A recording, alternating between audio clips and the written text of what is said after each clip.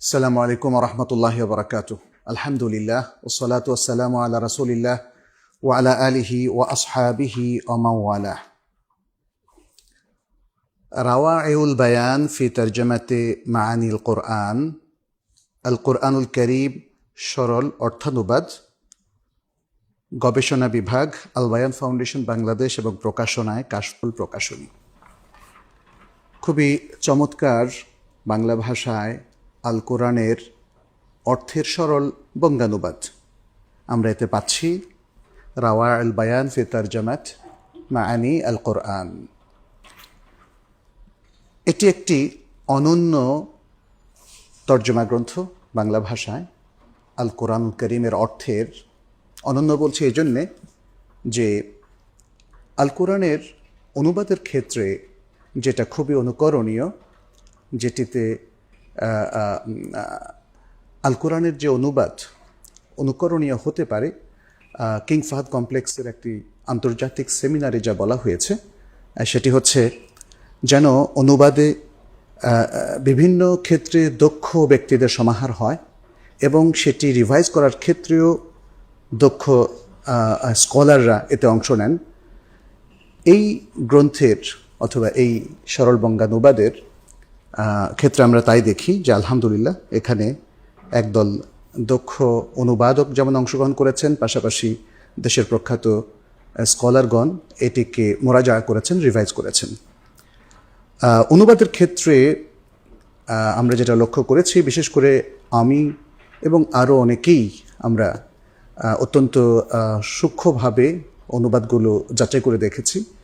তো অনুবাদের ক্ষেত্রে আমরা যেটি বিশেষত লক্ষ্য রেখেছি সেটি হচ্ছে আয়াতুস সিফাত এবং আল্লাহ সুবহানাহু ওয়া তাআলার যে সুন্দর সুন্দর নাম আর গুণাবলীর যে আয়াতগুলো, সেগুলোর যেন অর্থ সঠিকভাবে হয় এবং কোরআনের প্রত্যেকটা আয়াতের এবং প্রত্যেকটা জায়গায় তাফসিরের ক্ষেত্রে যেন সালাফে সালেহিনের কাছ থেকে যে অথরাইজড তাফসির আমরা পেয়েছি, যে অথেন্টিক তাফসির আমরা পেয়েছি, যেন সেটি রক্ষিত হয়।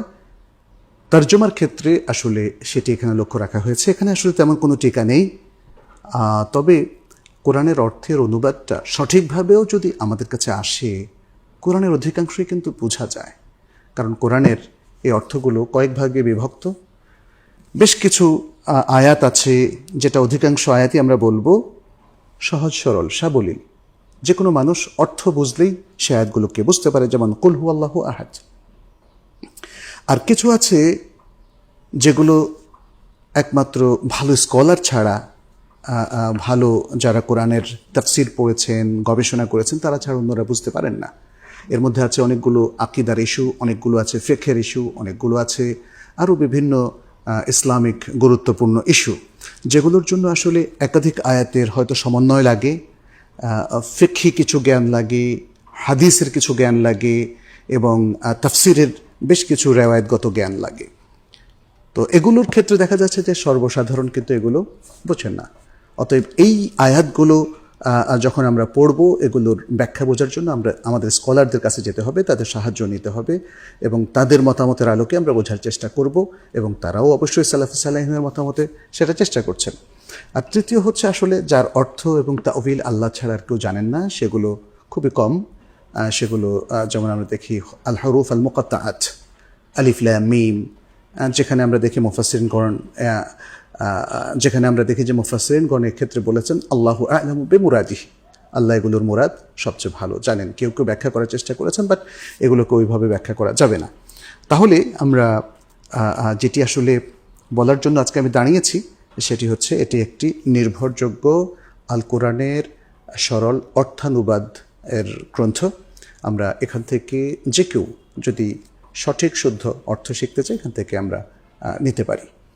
তো আমি দোয়া করছি যারা এই গবেষণা কাজের সাথে সম্পৃক্ত ছিলেন, যারা গবেষণা কাজটিকে পৃষ্ঠপোষকতা করেছেন আল বায়ান ফাউন্ডেশন, এবং যারা প্রকাশনা করেছেন কাশফুল প্রকাশনী, আল্লাহ তাদের প্রত্যেকের প্রচেষ্টাকে কবুল করেন।